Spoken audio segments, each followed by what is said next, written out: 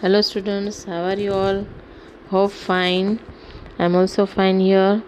So students, now in drawing we are continuing this lesson number 1 और उसमें हम आगे देखेंगे अदर इक्विपमेंट जो हमारा अधूरा रह गया था लास्ट वीडियो में, पेज नंबर 8। यस, तो अदर इक्विपमेंट में क्या क्या चाहिए हमें ड्राइंग करने के लिए, तो वो हम यहाँ पे देखेंगे। For erasing, needable putty erasers and cleaner in use than the familiar India rubber। देखो इरेजर भी चाहिए हमें, right.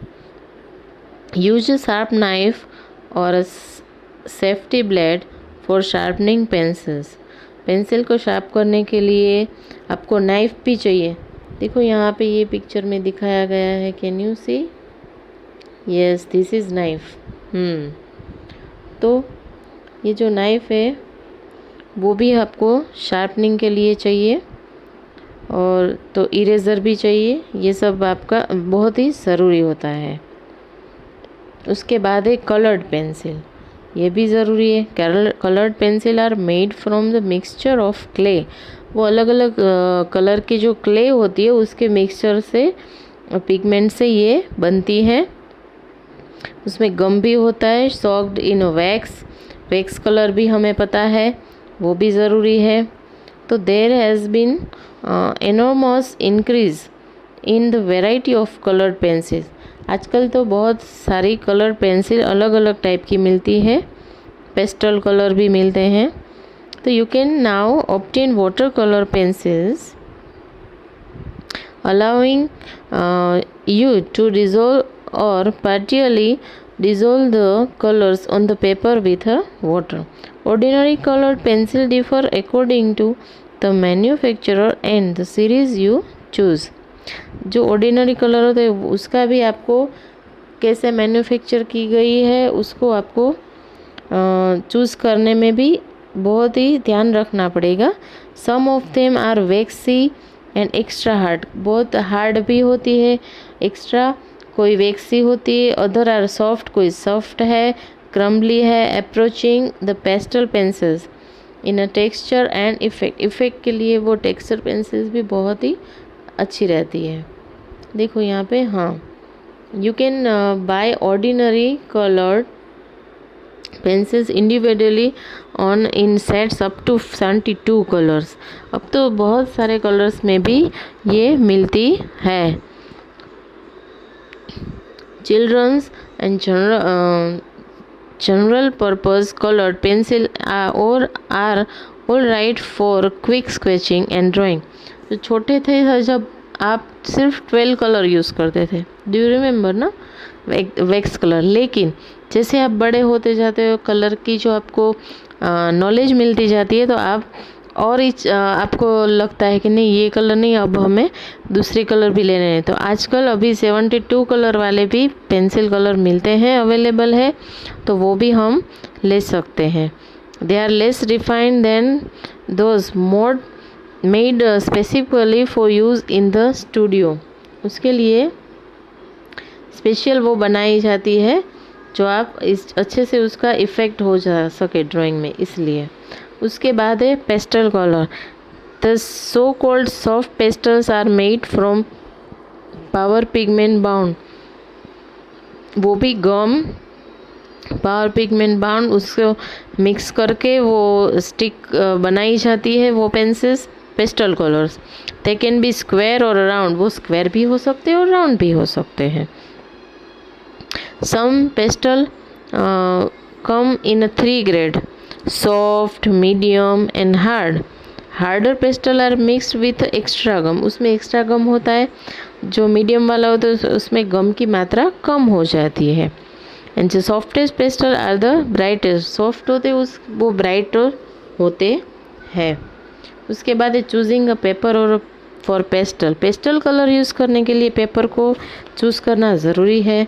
Supports for soft pastels are crucial. The color of the support will become an important part of a finished picture. Should be chosen to match the subject Papers with a matte or a slightly textured surface are best for pastel. Pastel colour use करने के लिए थोड़ा texture surface है वो mat होना चाहिए, मतलब थोड़ा रफ जैसा, एकदम सिल्की और स्मूथी पेपर नहीं लेना है, बराबर। तो उसका जो रिज़ल्ट मिलेगा पेस्टल कलर का वो बेस्ट मिलेगा। Smooth papers are less suitable, वो सूटेबल इतना नहीं है।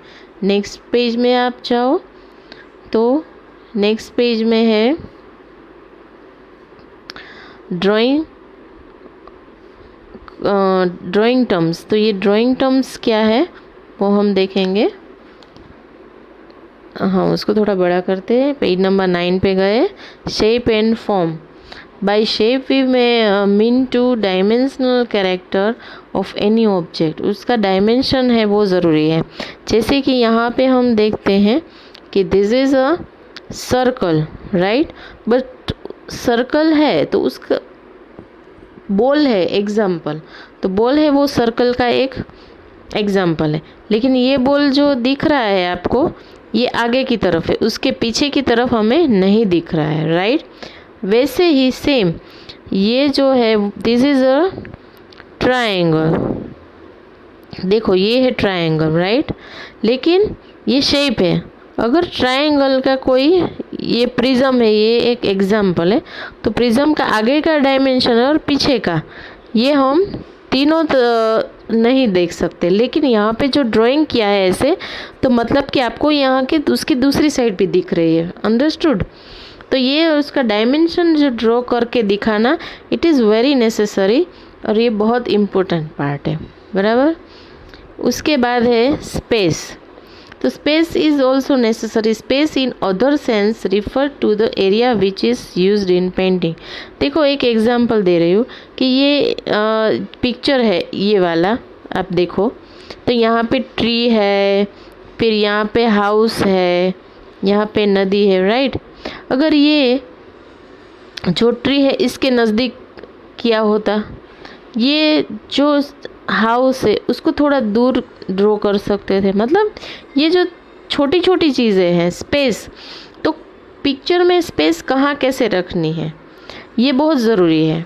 आपको एक ऐसे बड़ा एक पेज दे दिया जाए, फॉर एग्ज़ाम्पल ये पेज दे दिया और इसमें यहाँ पे आपने छोटा सा एक ड्राइंग कर दिया, तो ये पेज पूरा वेस्ट हो गया इतनी जगह पे, तो it is not proper, okay. तो ये स्पेस का एक परफेक्ट स्पेसिफिक स्पेस आपको कैसे कहाँ पे रखनी है वो भी बहुत ज़रूरी है, ये हमें ही तय करना पड़ता है। उसके बाद है प्रोपोर्शन।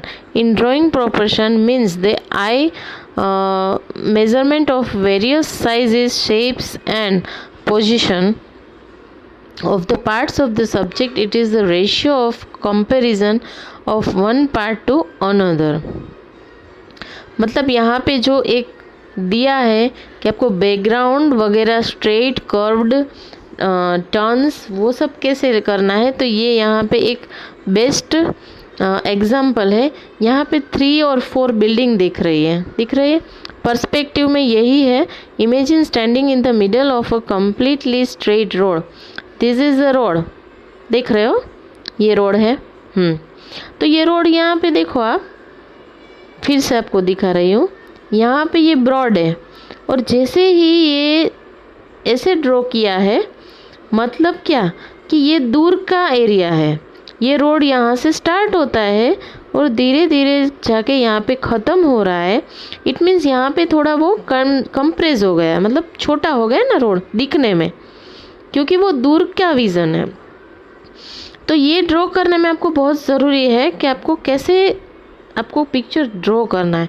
ये बिल्डिंग देखो, ये बिल्डिंग बड़ी दिख रही है, राइट, ये भी, और लेकिन ये जो सामने की बिल्डिंग है बहुत छोटी लग रही है। क्यों? Because it is a far vision, दूर का विज़न है वो।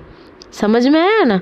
तो ये ड्रॉ करने का जो आपका जो सेंस है वो एकदम परफेक्ट होना चाहिए, उसको पर्सपेक्टिव, कि आपको ये डायमेंशन आपको देखना है कि बिल्डिंग को कैसे दूर का विज़न आपको देना है कि नज़दीकी, जूम या जूम आउट और जूम इन, राइट।